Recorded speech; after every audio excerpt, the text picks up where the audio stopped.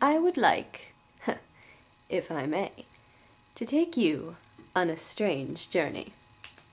I have a lot to talk about today, so I have to talk really, really fast. So, alone time was asked for Tally.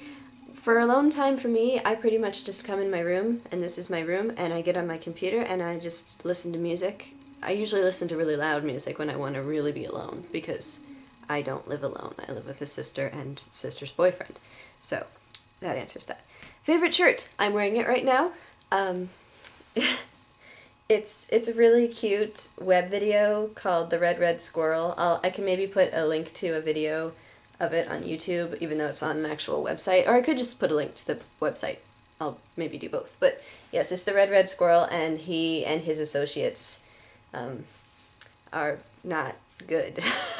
But it's a squirrel, and I love squirrels, and he's holding a kitchen knife, and I just think it's funny, and it's suitable for Halloween, so it's my favorite shirt. My sister got it for me for Christmas, I think. Nothing says Christmas like murderous squirrels. Recipes. So, I didn't look it up, but we have this great thing that we do with chickpeas, where we essentially make chickpea salad instead of chicken salad or tuna salad. And you basically just get a whole can of chickpeas and then mash them, and then you put in things like onion and like spicy stuff, and we put in fake mayonnaise because my sister is vegan, and then you just mix it all together like you're making regular chicken salad, and then you can just make sandwiches. But it's amazing to me that chickpeas mashed like that can taste pretty similar without all of the like not nice stuff that goes into eating meat, but like it's pretty surprising how good it is. So you should try it sometime if you haven't. It's delicious. Sally, it's so nice to see Sally. I'm hoping that your grandmother gets better and that you're able to be happy, essentially. And I'm glad that you're back. And don't worry, like, if you ever have to miss because of something like that, any of you, don't worry about it. Don't feel guilty, because priorities, family should be your priority, and things come up sometimes. So if you ever have to miss a video, don't feel like we're gonna kill you or something. And I do hope that everything's going better for you, Sally. Okay, my big thing, and I still have plenty of time because I've talked fast enough. So, Hank Green was talking about this, and this is going to be a video response to Hank Green if he ever actually posts it, because he takes a while. Rocky Horror Picture Show. I don't give a crap about Glee at all. I didn't even really think about that, but for holiday traditions, I've grown up with Rocky Horror Picture Show. I first saw it when I was 8 years old, which is probably not advisable. Parents, you shouldn't show this to your children when they're 8. But I grew up with it, and I sang the songs in school and got in trouble. I think I was singing...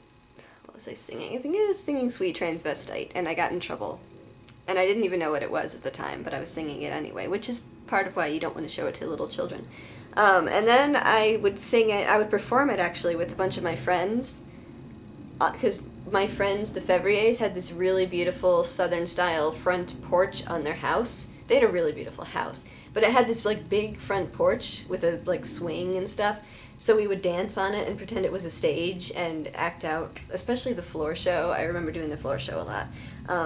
And I loved Columbia. When I was 12, I was Columbia for Halloween.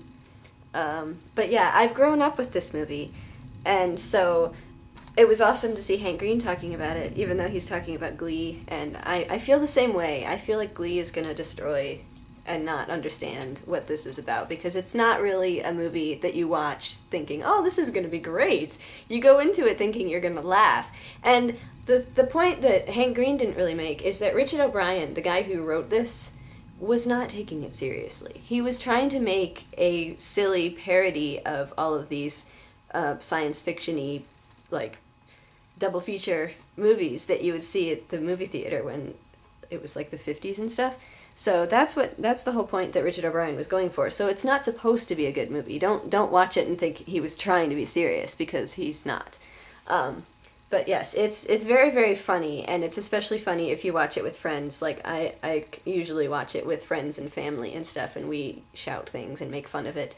But I know every single word. So the other week, it was last week, I tweeted to Tara and was quoting the whole Columbia monologue, which I have memorized. But my question for Tara that relates to this is what are your Halloween traditions? What are like some of the movies and some of the things that you typically do for Halloween? Because I know that you like Halloween as well.